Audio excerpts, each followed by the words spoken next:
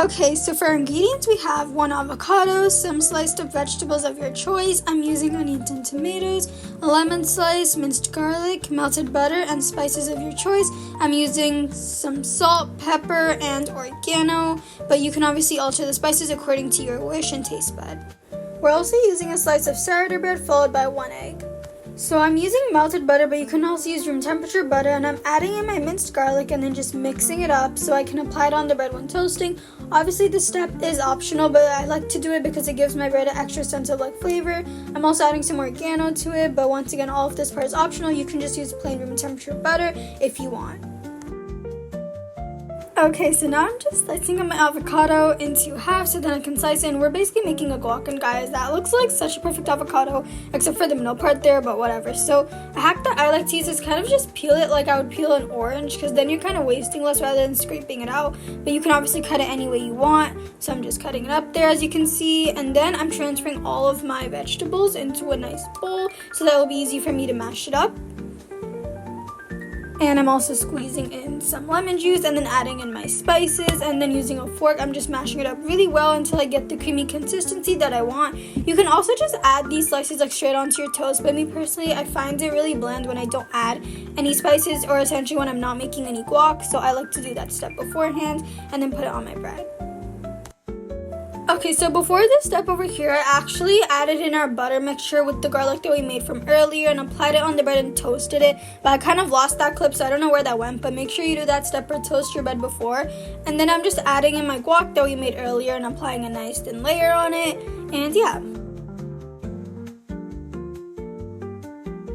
Okay, so now I'm just adding on my egg, and I didn't film this part because I think everyone's egg's gonna look different based on their preference, whether you're doing an omelet, a poached egg, whatever. And then I'm just adding on my own seasoning, some oregano and pepper. And voila, it's ready! Okay, for ingredients, half cup of oats, half cup of milk, some maple syrup, chia seeds, and a nut mix of your choice. I'm using some nuts and seeds. Okay, so you're going to start off by grabbing a pot and turning your stove on medium and heating it up a bit, and then adding your half cup of oats followed by some milk. Make sure you roast the oats a bit.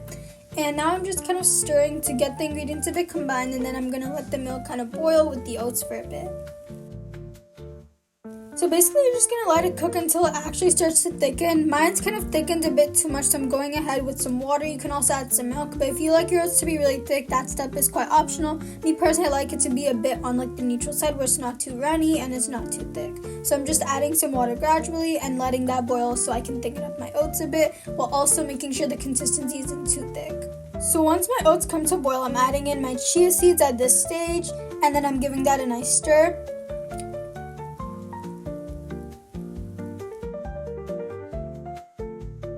So at this stage, I'm adding in some dried fruits. I'm using raisins and some dried up fig. If you're using dates as a sweetener instead of the maple syrup, this is the time that you're going to want to add that, and then you're going to want to stir it in and then let it boil a bit more. But mine's kind of thickened up once again a lot, so I'm adding in some more water to loosen that up a bit. Once again, the consistency of your oats is based on individual preferences, so you don't always have to add water or milk like I am.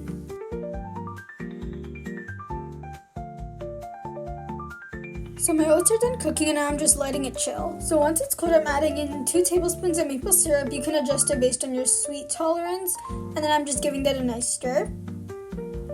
So once I've stirred that in, I'm just adding in some protein powder for the sake of protein. This type is optional, but it will help add more protein to your oats. So if you have that, you can add that in, and then I'm just stirring it in. As for my toppings, I've just topped it with yogurt and nuts.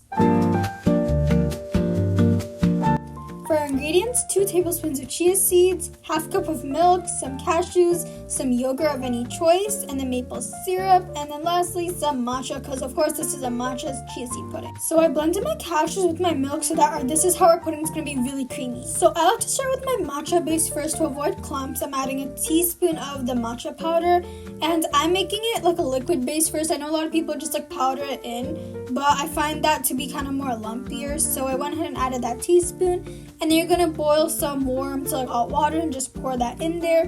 And then give it a nice mix until all the lumps are kind of broken. I wasn't really using the traditional matcha whisk for that, so don't come at me, y'all. But I think this spoon will do just fine.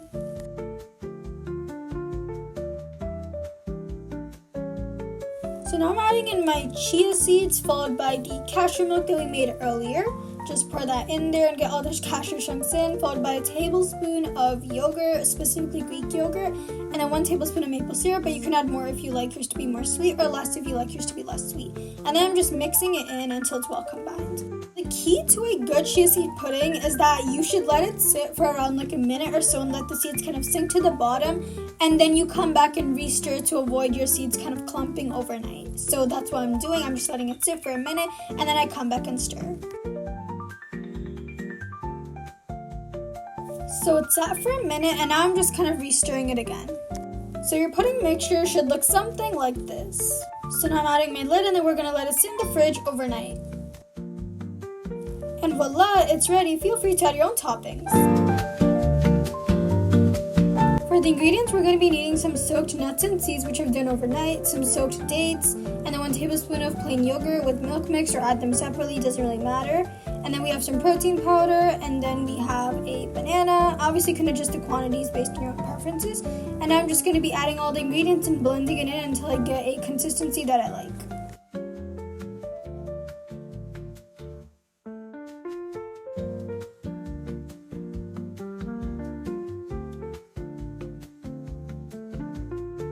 And voila, you're done!